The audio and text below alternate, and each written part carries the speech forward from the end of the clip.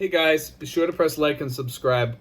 I wanted to do a part two about planning for your second retirement with your first, because I got a couple people that commented and emailed me and stuff about what I was talking about, and basically what I'm saying is that whatever you can save, if you're lucky enough to have like an extra 1,000 left over, or 500 or 600 or whatever each month out of your retirement, and a lot of you guys do, and you guys know who you are. You just blow it though, like and if you put it away and you open up like a Charles Schwab account or a TD Bank account or many of the other ones that are out there, and it's no cost trading on most of these, so it's really really good.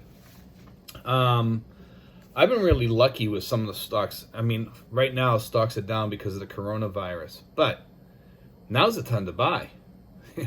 It really is. And I bought some of the Virgin Galactic stocks with the Branson stocks there, I think his name is.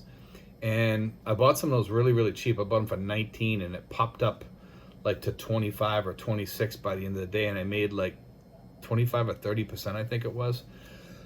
On those almost immediately. So that's within hours, and if you're smart and you're shrewd, you buy at the bottom. You become a bottom feeder basically when it comes to stocks. And when you see something happen, a black swan event, you jump in. That's when the best time to get in. Even if it hasn't finished yet, you're still getting stocks lower than usual when it does bounce back.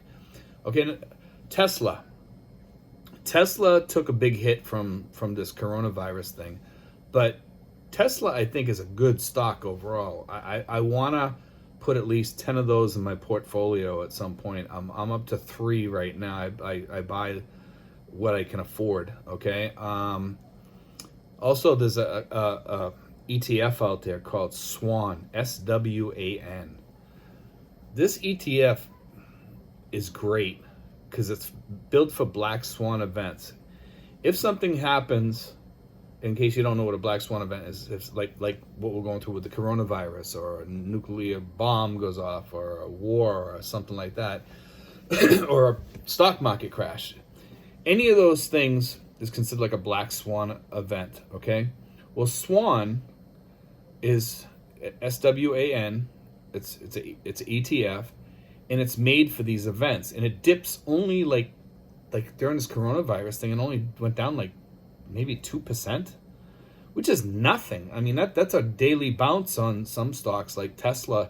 Geez, it's all over the board. It's bouncing up and down like as much as 25%, I think, on some days. So I mean, and some other stocks are the same way.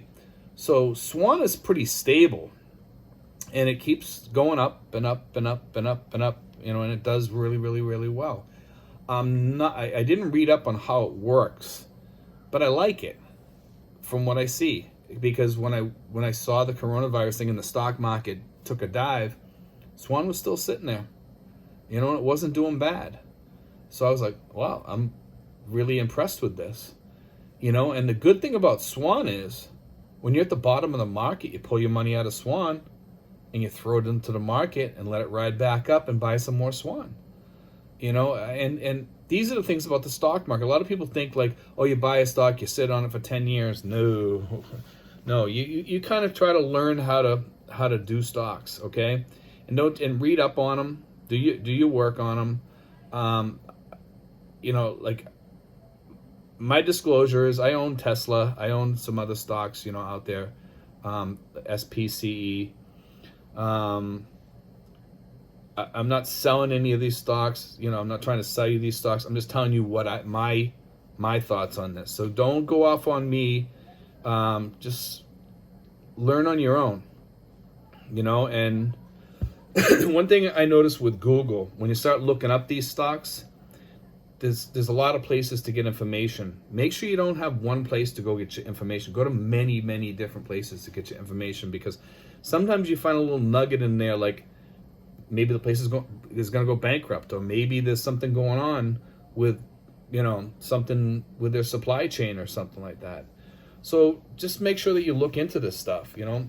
But I mean, as far as investing for like, if you're in your 50s and you want to have a second retirement and you want to have a really, really good retirement when you're older to cover sicknesses,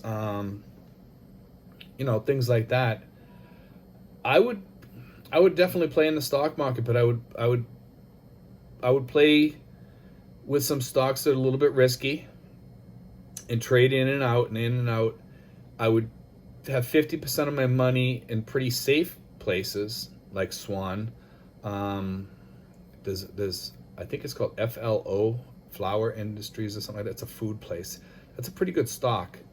It doesn't go down that much during like black swan events or anything that happens with recessions or anything like that.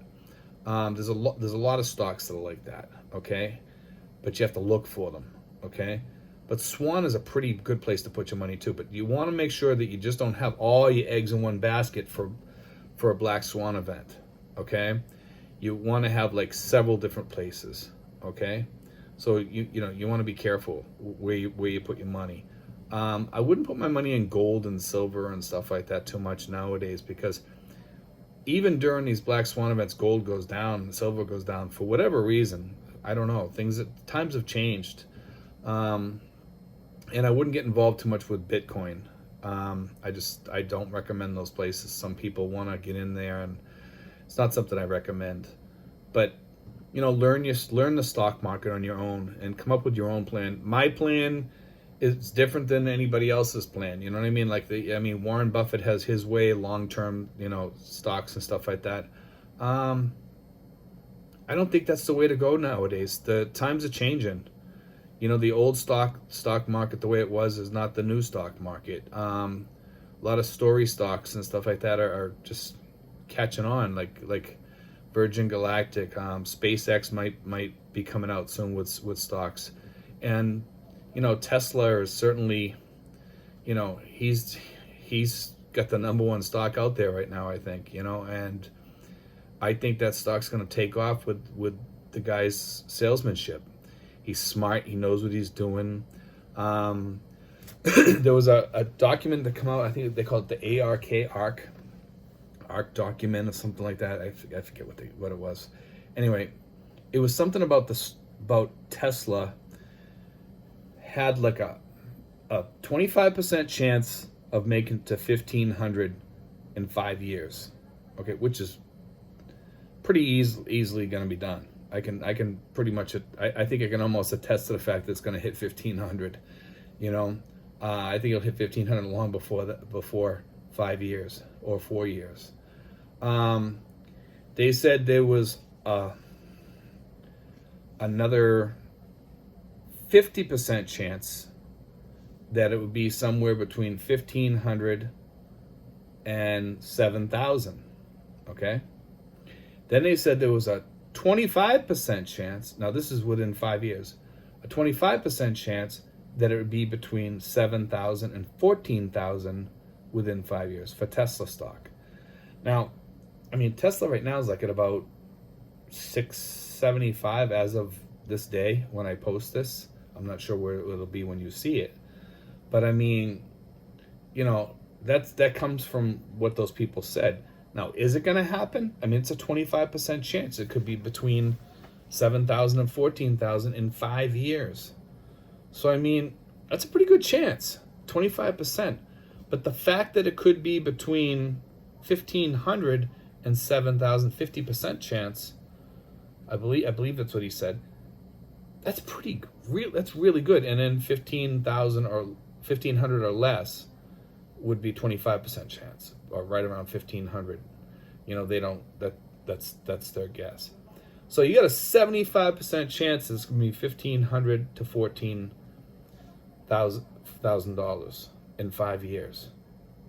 That's a pretty good return.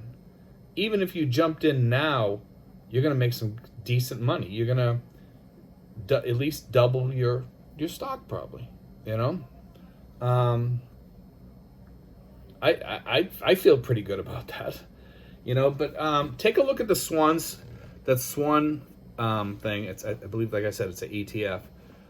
That's a pretty good place to throw some money. It seems like it, but do your homework before you throw any money in there. Don't go by what I say. Okay, so that's my disclosure to you. I mean, I'm not responsible for any of your money, guys. So, just look into that. And I would definitely plan for a second. And then when you hit 10 years out there and you have some money in there, whatever amount it is, or 12 years or 15 years or whenever you feel like taking it out, take it out and put it into dividends, a dividend paying stock, or several, to get like 10 stocks. That way you're not risking. But make sure they're growth and income stocks. Okay, so they're going to have growth and income. And there's also like mutual funds that you can get out there, and you can get into those, and they kick off dividends. So there's different types of, there's all different types of stuff. There's almost anything you can think of is out there, guys, as far as mutual funds. It's like I said, they have that Swan ETF thing there. They have mutual funds for things like that. They have dividend things, drip stocks, drip X mutual funds, everything. Mutual funds, when you go looking, there's so many of them, it's crazy. But what you want to do is you want to get like 5 to 7%. Some people say 4. 4 is safer. No, I think 6 to 10% is still okay and still safe in some places, depending on where you put it. There are some places out there that pay 10% and it stays pretty steady. Would I put all my money in there? No. I'm not telling you to do that. I'm telling you to spread your money out to different dividend type stocks. And depending on how much money you have, the more money you have, the more I would spread it out so that the safer you are. Would I still invest some of it in growth? Definitely. I would invest probably maybe 10 to 20% maybe, and then just let the other stuff pay off the dividends, and then keep on collecting, and then maybe cash some of that out as you make, some serious money on some of the other things. Just do a little bit of trading in and out. When it goes low, if there's something happen, if there's a stock market crash during the day and it drops, 5 or 10%, you think you can get some good buys, do it, because you could probably make more money doing that than you can with the dividends. But the dividends is a safe play. Okay, guys, so be sure to press like and subscribe. I just want to do a little bit more, to help people out, because I'm sure people are going to be hitting me up asking me, how would you do this? How would you start this thing? I had one guy say I stole his plan. I didn't know his plan, but I stole his plan. But so there's other people out there that are talking about the same thing that I'm doing. It's like a second retirement. Okay, you use your first retirement, because over here it's so cheap to live. So I mean, if it's so cheap to live here, why not use some of that to save for a second retirement and then live better in the second half of your retirement? Me, I'm not collecting my Social Security yet. I don't collect a lot of money, but I collect enough that I can save a little bit. So when I collect my Social Security, I'll collect the other also, and I'll do a little bit better. And like for me, I don't move around much because I'm partially disabled, but I mean, I still get around pretty well, but some of my time home gets kind of boring, so I like to read about stocks and trading and stuff like that. So it's kind of like a blessing in disguise, kind of. But anyway, guys, be sure to press like and subscribe. If you have any questions or anything, or if you need help with anything, if you want some, I can throw you out some advice. I mean, but you have to research it too. I tell people, always research. Always do your own research. Okay, guys? But be sure to press like and subscribe, and shoot me any questions or anything in the comment section. And be sure to give me a thumbs up or a thumbs down or whatever you want to give me. Thanks, guys.